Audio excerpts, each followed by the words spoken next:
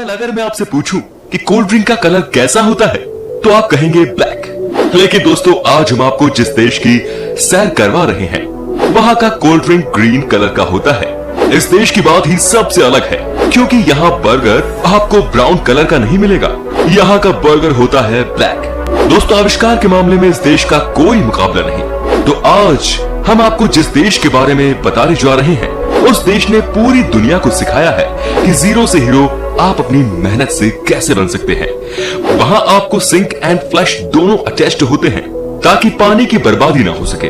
दोस्तों इस देश की ट्रेन 500 किलोमीटर की रफ्तार से भागती है। तो दोस्तों इस कड़ी में आज हम आपको जापान देश की सैर करवाने वाले हैं। तो चलिए फिर शुरू करते हैं आज का ये एपिसोड। दोस्तों जापान की जनसंख्या है लगभग 13 करोड़ और जनसंख्या के मामले में ये देश दुनिया के बड़े देशों में 11वें नंबर पर आता है। अगर डेंसिटी की बात करें तो यहाँ पर 347 लोग आपको पर स्क्वायर किलोमीटर में दिख जाते हैं। इस देश में दोस्तों 92% लोग शहर में रहते हैं जबकि सिर्फ 8% ही रूरल एरिया की जनसंख्या है। ये देश अपना मैरीटाइम बॉर्डर शेयर करता है PR China, North Korea, South Korea, the Philippines, Russia, Northern Mariana Islands और ताइवान से। दोस्तों क्या आपको पता है कि जापान देश के लोग दुनिया में सबसे ज्यादा साल जीने वाले लोग हैं? जी हाँ, यहाँ के लोगों की औसतन उम्र है 85 साल। सुपर फिट होते हैं भाई यहाँ के लोग। अब सवाल आता है कि यहाँ के लोग इतने फिट रहते कैसे हैं? क्या राज है इसके पीछे? क्या आपको पता है? नहीं, कोई नहीं, मैं बता देता हूँ। तो उसका सीधा सा क्रेडिट जाता है यहाँ के लोगों के स्वाद को। जी हाँ दोस्तों, यहाँ आपको हर चीज में ग्रीन टी मिल जाएगी। यहाँ के लोगों के लिए ऑक्सीजन के बाद अगर सबसे कुछ इम्पोर्टेंट है तो वो है ग्रीन टी। तभी तो मैंने आपसे कहा था कि ये देश दुनिया का एकमात्र ऐसा देश है जहाँ कोक आपको ग्रीन कलर में मिलती है क्योंकि उसमें भी ग्रीन टी डली रहती है। चाय जापान की सबसे फेवरेट है। सुबह से लेकर शाम तक और अलग अलग त्योहार और वीकेंड पर यहाँ अलग अलग तरह की चाय पी जाती है। यहाँ लगभग 100 तरह की चाय की पैदावार होती है दोस्तों, और मैंने आपको बताया ही है कि सबसे ज्यादा ग्रीन टी पी जाती है। जापान में पाई जाने वाली सभी चाय हमारी चाय से कई गुना बेहतर और सेहतमंद होती है क्योंकि ये लोग अपनी चाय में चीनी और दूध जैसी चीजों का इस्तेमाल बिल्कुल भी नहीं करते। जापान में ग्रीन टी का क्रेज कितना है आप इसी बात से ही अंदाजा लगा सकते हैं कि यहाँ जो आइसक्रीम मिलती है वो भी हरे रंग की होती है। वाकई में जब कोई इतना ग्रीन टी पिएगा तो लाइफ में हरियाली तो आएगी ही आएगी, चाहे वेज हो या नॉन वेज। जापान के लोग ज्यादातर समुद्री यानी कि पानी में पाई जाने वाली चीजों को ही खाते हैं। समुद्र में पाए जाने वाले पौधों से लेकर हर तरह के समुद्री जीव खाने के ये लोग बहुत शौकीन होते हैं। क्या आप जानते हैं समुद्री सब्जियां जमीन पर उगने वाली सब्जियों के मुकाबले 10 गुना ज्यादा ताकतवर होती हैं और साथ ही मछलियों के मांस में चिकन और रेड मीट से कई गुना ज्यादा पोषक तत्व पाए जाते हैं।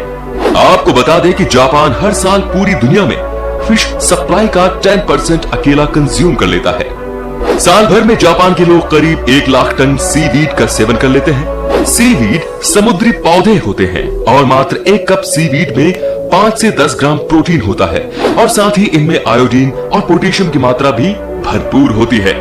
दोस्तों पूरी दुनिया में पानी को बचाने की बात हो रही है, लेकिन आपको बता दें कि इस मामले में सालों पहले ही जापान ने एक बड़ा कदम उठा लिया था। इस कदम के मुताबिक यहाँ के वॉशरूम के सिंक एंड फ्लश दोनों आपको कनेक्टेड मिलेंगे, यानी कि जब भी आप सिंक में हाथ धोते हैं तो पानी सीधे फ्लश में चला जाता है। जापान के लोग कितने इनोवेटिव होते हैं आप इसी बात से अंदाजा लगा सकते हैं कि यहाँ की महिला जो स्कूटी चलाती है उनके हेलमेट आप देख लीजिए। ये देखिए दोस्तों कैसे महिलाओं की चोटी निकालने के लिए इस हेलमेट में स्पेशल छेद बनाया गया है। कमाल के है ना यहाँ के लोग। दोस्तों आपको बता दें कि जापान देश में आप आई एम सॉरी को 20 अलग अलग तरीके से बोल सकते हैं। यहाँ पर कोई किसी को हल्का टच भी कर दे तो 3 बार सॉरी बोलकर जाते हैं। वैसे हमारे देश में सॉरी बोलने को अभी भी कई लोग कमजोर की निशानी मानते हैं। जापान में मोटापे को लेकर लोग बहुत सचेत होते हैं। यहाँ आपको सिर्फ पहलवान ही बहुत मोटे दिखेंगे, लेकिन बाकी ज्यादातर लोग आपको यहाँ पर फिट नजर आएंगे। फिटनेस को लेकर जापान के लोग इतने सीरियस हैं कि वो डाइट वाटर पीते हैं। जी हाँ दोस्तों, इस तरह का पानी आपको सिर्फ जापान में ही मिलेगा। इस डाइट वाटर में होता है बहुत सारा vitamins, minerals end of course अगर आप जापान में हैं तो कैसे भूल सकते हैं ग्रीन टी, जो कि आपको पतला करने में मदद करती है। दोस्तों आपको बता दें कि जापान में करल कैफे बड़ा ही फेमस है। जानते हैं इसमें होता क्या है? ये एक तरह का पार्लर होता है जहां सुंदर सुंदर लड़कियां आपको रिलैक्स करती है, बॉडी मसाज देकर, साथ में आपके साथ वो इमोशनली भी अटैच्ड होती है। कहा जाता है कि जो एक बार करल कैफे गया वो बार बार यहाँ की गेट को खटखटाता है। अगर आप भी जापान जाए तो ट्राई कर सकते हैं। दोस्तों जापान की बहुत सारी मान्यताएं हमारे देश से मिलती है। जैसे हमारे देश में भी हम जब भी किसी और से मिलने के लिए उसके घर पर जाते हैं तो घर के बाहर ही जूता चप्पल उतार देते हैं। वही हाल दोस्तों जापान का भी है। यहाँ के लोग भी किसी के घर के बाहर ही जूता चप्पल उतार देते हैं। क्या आपको पता है कि दुनिया का सबसे बेस्ट एजुकेशन सिस्टम जापान का माना जाता है? जी हाँ, इस देश में किताबी ज्ञान से ज्यादा प्रैक्टिकल नॉलेज देने का कॉन्सेप्ट है। साथ ही दोस्तों आपको ये भी बता दूं कि यहाँ के स्कूल में बच्चे को ही साफ सफाई करनी पड़ती है। झाड़ू पोछा से लेकर सब कुछ बच्चे खुद ही करते हैं। है ना कमाल की बात? दोस्तों आपको बता दूं कि जापान देश में आप कहीं भी खाना खा लो, लेकिन आपके ऊपर रेस्टोरेंट में टिप देने का कोई दबाव नहीं होता। यहाँ किसी को भी किसी भी रूप में टिप नहीं दिया जाता। यहाँ का फंडा क्लियर है कि आपने रेस्टोरेंट में खाना खाया, आपको सर्विस दी गई और आपने उसके बदले बिल पे किया। दोस्तों जापान देश की टेक्नोलॉजी कैसी है, यहाँ के लोग बाकी लोगों से कितने आगे निकल गए हैं, ये तो आपको बताने की जरूरत ही नहीं है। तभी तो दोस्तों जापान में जो टैक्सी आप देखते हैं वो सबसे अलग होती है। यहाँ की टैक्सी में आपको गेट लगाने की जरूरत ही नहीं होती। यहाँ सब काम ऑटोमेटिक होता है। जापानी लोगों के बीच में नूडल्स खाना बहुत पॉपुलर है, लेकिन मजे की बात तो ये है कि यहाँ के लोग सूप और नूडल्स आपको सुड़क सुड़क कर खाते हुए दिखेंगे। ये यहाँ का ट्रेडिशन है। जिसने खाते हुए जितनी तेज आवाज निकाली उसका मतलब है कि उसे खाना उतना ही पसंद आया।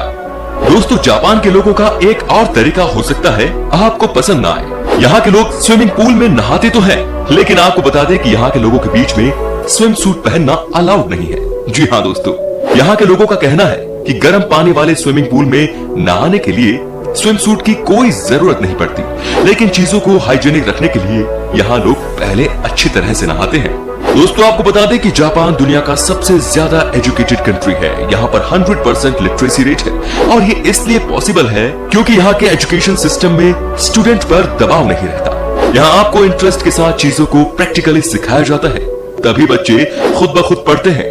इस मामले में हमने इनसे बहुत कुछ सीखना है दोस्तों जापान में लोगों का रहने का तरीका बहुत अलग है। यहाँ के लोगों के बीच आपस में बहुत प्यार होता है। आपको बता दें कि चाहे आप जितने भी साल जापान में रह ले, वहाँ की सरकार आपको कभी भी परमानेंट रेजिडेंस का स्टैंप नहीं देगी। लेकिन यहाँ का बहुत क्लियर कट फंडा ये है कि यहाँ की सरकार अपने देश में पैदा हुए बच्चे जिनके माता पिता भी जापान से ही हैं, उसी को जापानीज मानती है। दोस्तों आपको बता दें कि जापान के लोगों के बीच में एक अलग तरह का ट्रेडिशन होता है। इस नियम के अनुसार जब भी कोई जापानी अपने घर में पार्टी देता है तो वो अपने घर में सबके लिए ड्रिंक तैयार करता है, लेकिन वो खुद के लिए नहीं करता। वो एक्सपेक्ट करता है कि उसके लिए ड्रिंक कोई और तैयार करेगा। दोस्तों हर देश में अच्छाई के साथ बुराई भी होती है, इस देश में भी है। यहाँ के लोग सबसे ज्यादा डिप्रेशन के शिकार हैं। क्या आपको हिकिकोमोरी के बारे में पता है? अगर नहीं तो हम आपको बता देते हैं। दोस्तों इसमें आप अपने आप को एक रूम में बंद करके रख लेते हैं। आप अपने आप को समाज से अलग कर लेते हैं। आप किसी से नहीं मिलते और धीरे धीरे आपका डिप्रेशन का लेवल इतना ऊपर पहुंच जाता है कि आप अपने आप को खत्म कर लेते हैं। इसी को यहाँ हिकिकोमोरी कहा जाता है। तो दोस्तों अब आपको बताते हैं कि अगर आप जापान में जाए तो वहाँ कौन कौन सी जगह है जहाँ आप घूम सकते हैं। सबसे पहले है माउंट फूजी। दोस्तों आपको बता दें कि जापान की सबसे खूबसूरत जगहों में से एक माउंट फूजी सबसे ऊंचा पर्वत है। ट्रैकिंग करने के लिए इससे अच्छी जगह कोई और हो ही नहीं सकती। इसकी खूबसूरती और ठंडा मौसम पर्यटकों को अपनी ओर आकर्षित करता है और इसको देखने के लिए हजारों की तादाद में विदेशी पर्यटक यहाँ आते हैं। अब बात करेंगे गोल्डन पेविलियन की। जापान का किनकाकू जी या the temple of the golden Pavilion Kyoto सबसे फेमस जगहों में से एक है। तालाब के बीच में बने इस मंदिर को आप हर मौसम में अलग अलग रूप में देख सकते हैं। स्वर्ण मंडप को सोने की पत्ती में कवर किया गया है। इस पर जब लाइट पड़ती है तब तालाब में इसका सोने के महल जैसा प्रतिबिंब नजर आता है। डिज्नीलैंड टोक्यो दोस्तों आपको जानकर खुशी होगी कि बच्चों को मस्ती कराने के लिए जापान की राजधानी शहर टोक्यो का डिज्नीलैंड सबसे बेस्ट है। बच्चों के साथ बड़े भी यहाँ स्विमिंग और बीच पर घूमने का मजा ले सकते हैं। इसके अलावा आप यहाँ सिंड्रेला कैस्टल, नदी में जोंडालेस, मैजिकल नाइट टाइम इल्यूमिनेशन और फैमिली डिज्नी परेड का नजारा ले सकते हैं। टोक्यो टावर, दोस्तों टोक्यो का ये टावर एफिल टावर से प्रेरित है। टूरिस्ट इसकी चढ़ाई करने के लिए दूर दूर से आते हैं। लाइट्स से सजे इस टावर की खूबसूरती रात में दोगुना बढ़ जाती है। यहाँ पर आप खूब मस्ती कर सकते हैं। यादगार के तौर पर पिक्चर जरूर क्लिक करवाइएगा भाई।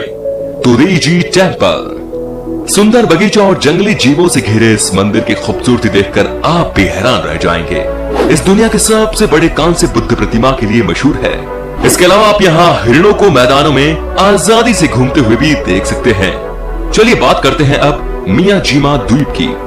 दोस्तों आपको बता दें कि जापान के मियाजिमा द्वीप को देवताओं के द्वीप के नाम से भी जाना जाता है। यूनेस्को की विश्व धरोहर बन चुका ये स्थल जापान में सबसे खूबसूरत सुंदर स्थानों में से एक है। हिरोशिमा के तट पर स्थित मियाजिमा द्वीप पर आप केवल नाव द्वारा ही पहुंच सकते हैं। अंत में बात करते हैं कुमानो नाची ताइशी। फ्रेंड्स, कुमानो नाची ताइशी जापान के सबसे खूबसूरत मंदिरों में से एक है। जंगलों के बीचों बीच बने इस मंदिर में से आप बेहद सुंदर झरने को बहते हुए देख सकते हैं। ये जापान का सबसे लंबा झरना है। तो दोस्तों उम्मीद करता हूं कि आपको हमारी वीडियो पसंद आई होगी। अच्छी लगी हो तो इसे लाइक जरूर कीजिए।